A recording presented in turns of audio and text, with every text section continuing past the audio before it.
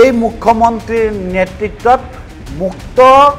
লুণ্ঠন চলিছে সেয়া লোক নিৰ্মাণ বিভাগত হওক সেয়া আন বিভাগত হওক সেই ডায়েৰীৰ নামত হওক সকলো ক্ষেত্ৰত এই চৰকাৰখনে কেৱল লুটিছে হিমন্ত বিশ্ব শৰ্মাৰ লোক নিৰ্মাণ বিভাগত কি দপদপনি বিজেপি চৰকাৰৰ দিনত চোৰ আৰু থানেদাৰ একেইকেইজন আৰু থানেদাৰ একেইকেইজন হৈছে এতিয়া এই বিজেপি চৰকাৰৰ দিনত যদি এই দুৰ্নীতিবোৰৰ বিৰুদ্ধে যদি কোনো ব্যৱস্থা নলয় তেতিয়াহ'লে কিন্তু 26ৰ পিছত কিন্তু এই নেতাবোৰৰ কিন্তু বিবিধ জেলৰ ভাত খাব লাগিব এই কথাটো নিশ্চিত ক্ষীৰতী গাইলৈ পৰিণত হৈছে ৰাজ্যৰ লোক নিৰ্মাণ বিভাগ জুমুইৰ বিনন্দনীৰ নামত কিদৰে হৈছে কেলেংকাৰী দীৰ্ঘদিন হিমন্ত বিশ্ব শৰ্মাৰ হাতত থকা বিভাগত চলিছে কি প্ৰথমে কোটি কোটি টকাৰ ঠিকা তাৰ পাছতে নিবিদা কিয় লোক নিৰ্মাণ বিভাগত চলা অনিয়মক লৈ সৰব ৰাইজৰ দল প্ৰথমে কোটি কোটি ঠিকা দিয়া হয় ঠিকাদাৰক তাৰ পাছতে দিয়া হয় নিবিদাৰ পূৰ্বেই থিৰাং কৰি থোৱা হয় ঠিকাদাৰৰ নাম ঠিকা দিয়াৰ পাছত নিবিদা জাৰি কৰি লোক নিৰ্মাণ বিভাগে স্বইচ্ছাই নিবিদাৰ পূৰ্বেই থিৰাং কৰি থোৱা ঠিকাদাৰকেই ঠিকা দি নিয়ম মাফিক কামৰ দায়িত্ব পালন কৰে হিমন্ত বিশ্ব শৰ্মাৰ হাতত থকা লোক নিৰ্মাণ বিভাগে এইদৰে অভিযোগ তুলি জুমুইৰ বিনন্দনীৰ নামত হোৱা এক অনিয়মক লৈ সৰব হৈছে ৰাইজৰ দলৰ নেতা ৰাছেল হুছেইন পৰম্পৰা হৈ গৈছে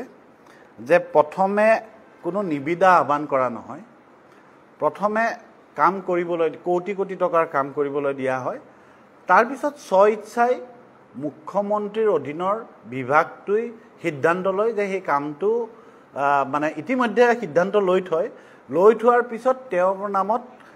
নিবিদাখন ৰেগুলাৰাইজ কৰা হয় কেৱল ৰেগুলাৰাইজ এই সন্দৰ্ভত ৰাইজৰ দলৰ দাবী যোৱা ফেব্ৰুৱাৰী মাহত অনুষ্ঠিত যি জুমুৰ বিনন্দীৰ নামত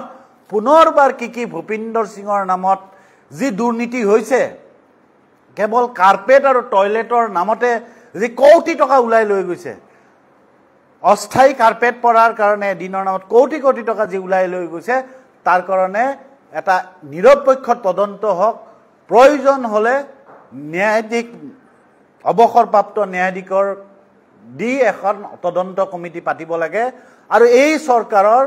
এই যি মন্ত্ৰী বিধায়ক যি লুণ্ঠনত প্ৰত্যক্ষ পৰোক্ষভাৱে জড়িত আছে তেওঁলোকৰ বিৰুদ্ধে ব্যৱস্থা ল'ব লাগে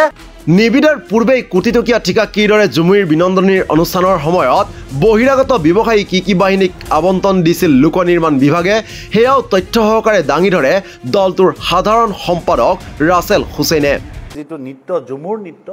সেই ঝুমুৰ নৃত্যৰ প্ৰদৰ্শন কৰাৰ কাৰণে যিটো অনুষ্ঠান অসম চৰকাৰে আয়োজন কৰিছিল তাত আকৌ পুনৰবাৰ বিয়াগুম কেলেংকাৰী হৈছে এই কেলেংকাৰীটো হ'ল 8,84 লাখ টকা 8,84 লাখ টকাত ভূপিন্দৰ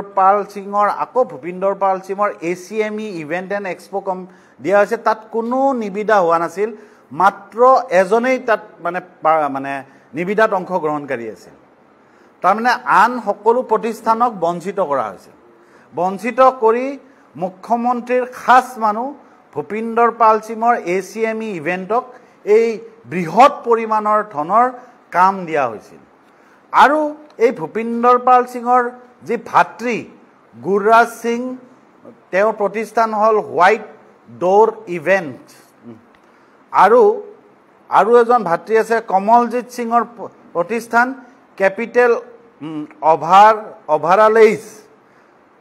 তেওঁক মানে ইন্দিৰা গান্ধী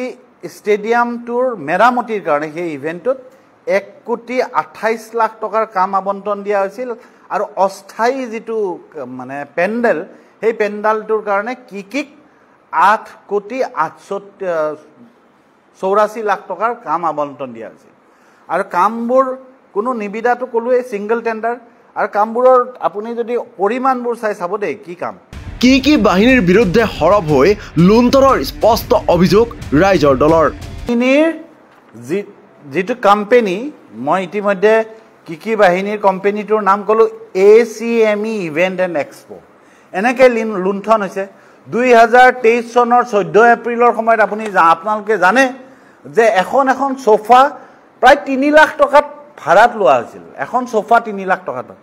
এয়া হৈ গ'ল লোক নিৰ্মাণ বিভাগৰ এটা দুৰ্নীতিৰ অধ্যায়। ৰাইজৰ দলৰ নেতা ৰাছেল হুছেইনৰ মুকলি অভিযোগ যে মুক্ত লুণ্ঠন চলিছে মুখ্যমন্ত্ৰী হিমন্ত বিশ্ব শৰ্মাৰ কাৰ্যকালত। এই বিজেপি চৰকাৰৰ এই মুখ্যমন্ত্ৰীৰ নেতৃত্বত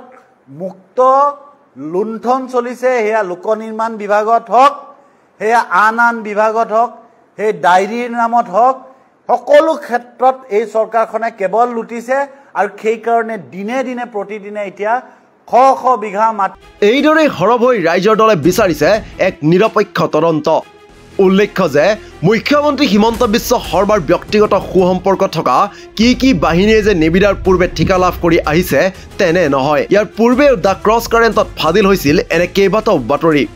ছুপাৰ মাৰ্কেট ফ্লাইঅভাৰ নিৰ্মাণৰ সময়ত কিদৰে দেৱাল অংকন আৰু অস্থায়ী উদ্যানৰ নামত নিবিদাৰ পূৰ্বে হিমন্ত বিশ্ব শৰ্মাৰ ব্যৱসায়িক সহযোগী হিচাপে পৰিচিত ভাস্কৰ শৰ্মাক প্ৰদান কৰা হৈছিল লাখ লাখ কোটিৰ ঠিকা, সেয়াও প্ৰকাশ পাইছিল দ্য ক্ৰছ কাৰেণ্টত।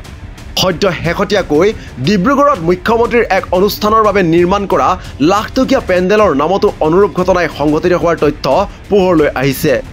সেই পেণ্ডেলৰ নিবিদা প্ৰকাশ হৈছিল 22 জুলাইত, কিন্তু তাৰ পূৰ্বেই কোনো ঠিকাদাৰে লাভ কৰিছিল অস্থায়ী পেণ্ডেলটোৰ কাম।